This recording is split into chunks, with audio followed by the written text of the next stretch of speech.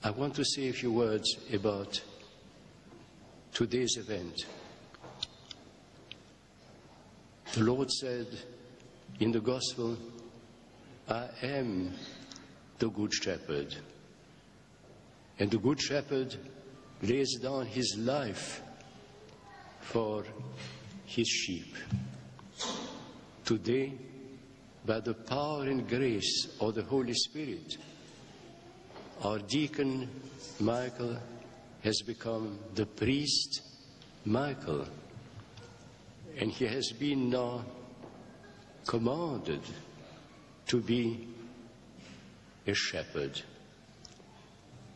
who guides the sheep towards the completion of their life, towards the fulfillment of their life, but who must do that at the cost of his own life. Be ready for his soul to be torn by compassion,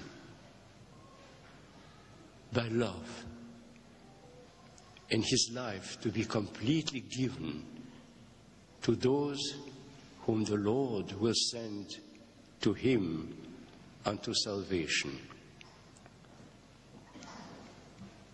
There is a passage in the scriptures that says, give your soul to be torn to pieces that others may be fed. This is what he has accepted today by becoming a priest, to become your servant,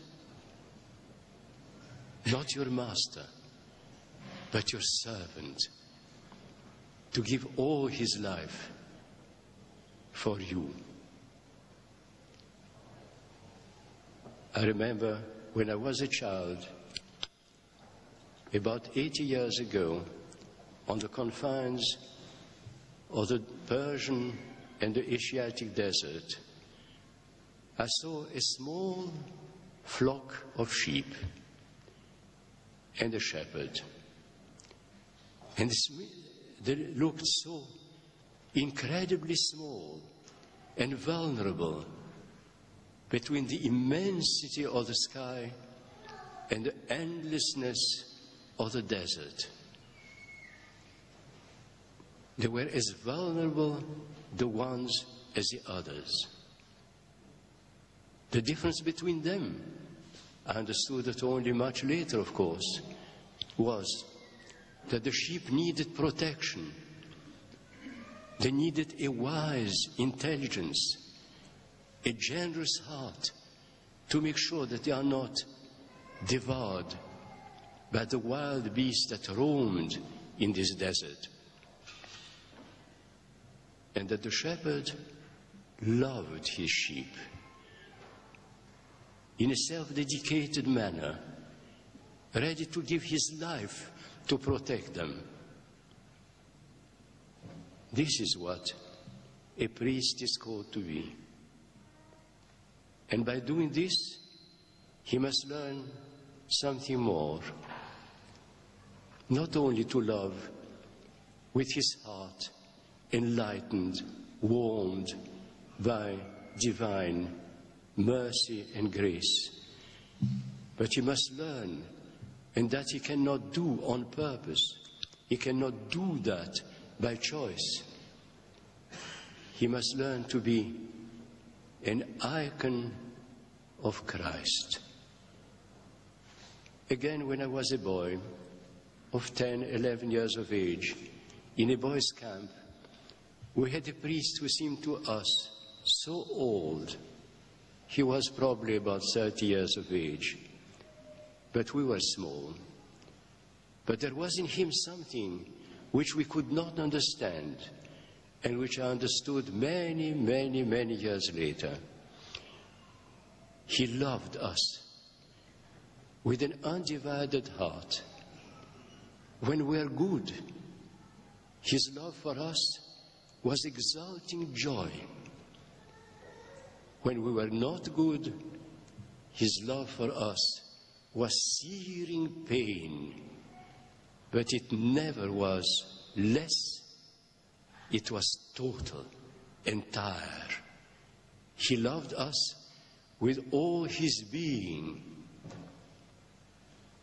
I understood later that he was then an icon of Christ, an icon of love divine, of this God who loves us with exulting joy when we are worthy of him and of ourselves,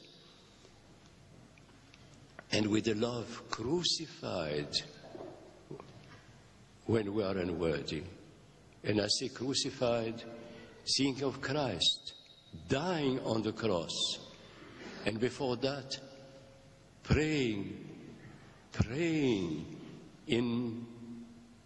on Calvary for our salvation, and abandoning himself to his own death that we may live.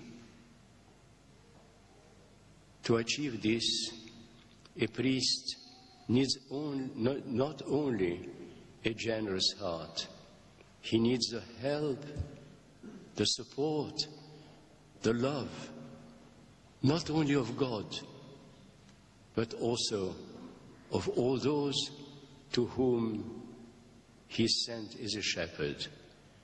And therefore, all of you support Father Michael on his new life. Support him, giving him courage, showing him that it's not in vain that he has chosen to live and to die for the sake of each of us.